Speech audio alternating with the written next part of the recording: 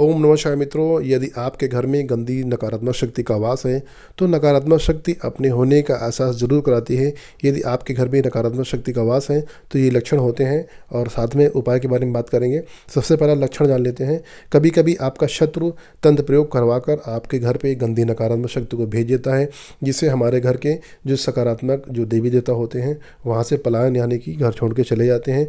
जब तंत्र प्रयोग होता है तो उसका उद्देश्य आपको बर्बाद करना होता है, आपके पैसे की बर्बादी करना होता है और घर में किसी सदस्य को बीमार करना होता है, रोजगार आपका बंद हो जाए या घर में कोई ना कोई बीमार बना रहे। तो निम्न अलग अलग उद्देश्यों से नकारात्मक शक्ति को आपके ऊपर छोड़ा जाता है। तो अगला लक्षण है, यदि आपका घर खराब है तो आप जिस काम को भी करेंगे वह काम नहीं बनेगा, यानी कि आप 10 काम करेंगे 10 में से एक भी काम आपका नहीं बनेगा। तो ये निश्चित तौर पर आपके घर खराब है। अगला लक्षण है, यदि आपके घर पर किसी बुरी शक्ति का वास है तो आपके घर के सभी सदस्य हमेशा बीमार बने रहते हैं और बीमारी घर से जाने का नाम नहीं लेती है। यानी कि एक व्यक्ति ठीक होता है तो दूसरा व्यक्ति फिर बीमार हो जाता है, फिर दूसरा व्यक्ति ठीक होता है तो तीसरा व्यक्ति बीमार हो जाता है।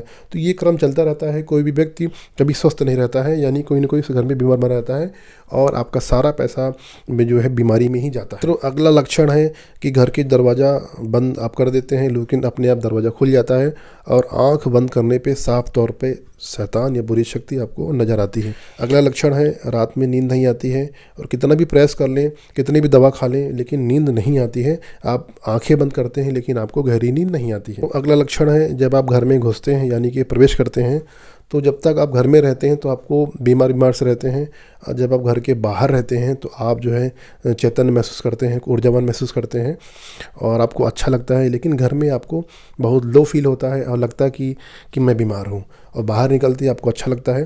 तो ये भी लक्षण होता है कि आपका घर खराब है। तो अगला लक्षण है, भूत प्रेतों में इलेक्ट्रॉनिक एनर्जी होती है और साइंस भी इसको प्रूव कर चुका है। यदि आपके घर में भी भूत प्रेत हैं तो घर की इलेक्ट्रॉनिक सामान बहुत जल्दी ख़राब होंगे और वास्तु में स्पार्कल होता है और इस वजह से आपके जो भी इलेक्ट्रॉनिक पार्ट्स होते हैं वो बहुत जल्दी ख़राब होते हैं, यानी कि आपके घर में कोई नकारात्मक शक्ति है।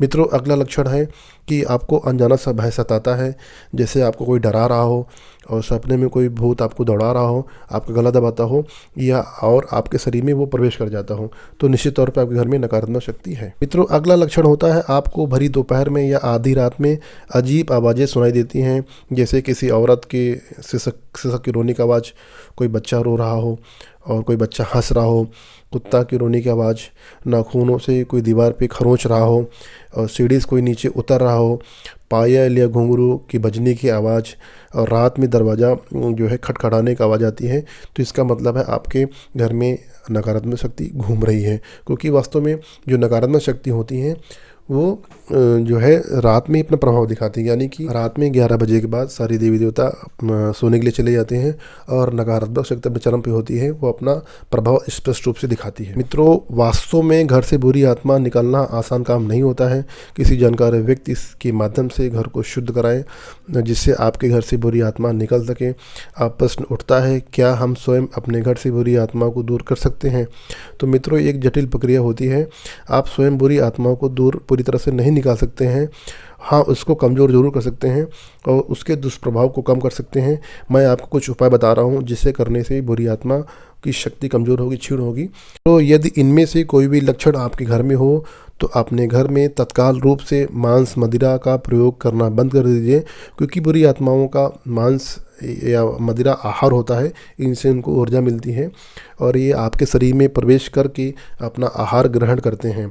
मित्रों, अगला उपाय है, आपको प्रतिदिन गंगा जल का घर में छिड़काव करना चाहिए और प्रदोष काल यानी कि सूर्यास्त से 45 मिनट का पहले का समय और 45 मिनट के बाद का समय प्रदोष काल होता है। इस समय आपको घर में जो है कपूर का धुआं करना चाहिए।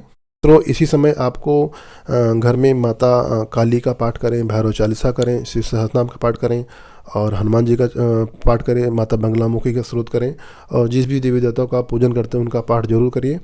और मित्रों, अगला उपाय है कि मंगलवार या शनिवार को सुंदरकांड का पाठ करें तथा हनुमान जी के मंदिर में जाके हनुमान जी के दर्शन करें। तो मित्रों, ये उपाय करने से नकारात्मक शक्ति कमज़ोर होगी और निश्चित तौर पे आपको इसका असर दिखना शुरू हो जाएगा।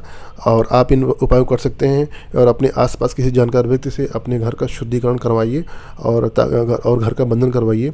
और क्योंकि यदि आपके घर में नकारात्मक शक्ति बनी रहेगी तो आपको कोई लाभ नहीं होगा और आपको स्वास्थ्य का और तरह तरह के आपको पीड़ा कष्ट देती रहेगी।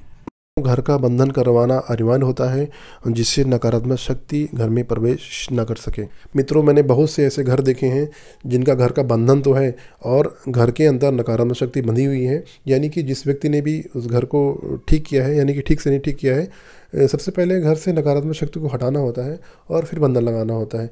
यदि घर में ही नकारात्मक शक्ति बंध के रह जाएगी तो आपको कोई लाभ नहीं मिलेगा। मित्रों, यदि आप हमारे द्वारा अपने घर का शुद्धिकरण और बंधन करवाना चाहते हैं तो आपको हमारे पास आने की आवश्यकता नहीं है। हमारा जो व्हाट्सएप नंबर है उस पर आप संपर्क कर सकते हैं और उस पर मैसेज करिए, आपकी निश्चित तौर पर सहायता की जाएगी। तो जब हमारे द्वारा किसी घर का शुद्धिकरण किया जाता है तो आपको चेकिंग करा दी जाती है। आपको सपने के माध्यम से या आपको स्पष्ट रूप से संकेत मिल जाएंगे कि हाँ, हमारे घर से नकारात्मक शक्ति चली गई है। उसके बाद जो है 11 दिन बाद बंधन किया जाता है और आपको पूरी तरह से संतुष्ट हो जाएं तभी बंधन लगता है घर का। मित्रों, आशा करता हूँ आपको जानकारी पसंद आई होगी। हमारा वीडियो शेयर कर दीजिए, लाइक कर दीजिए और मिलते हैं अगले रविवार को। जय श्री महाकाल।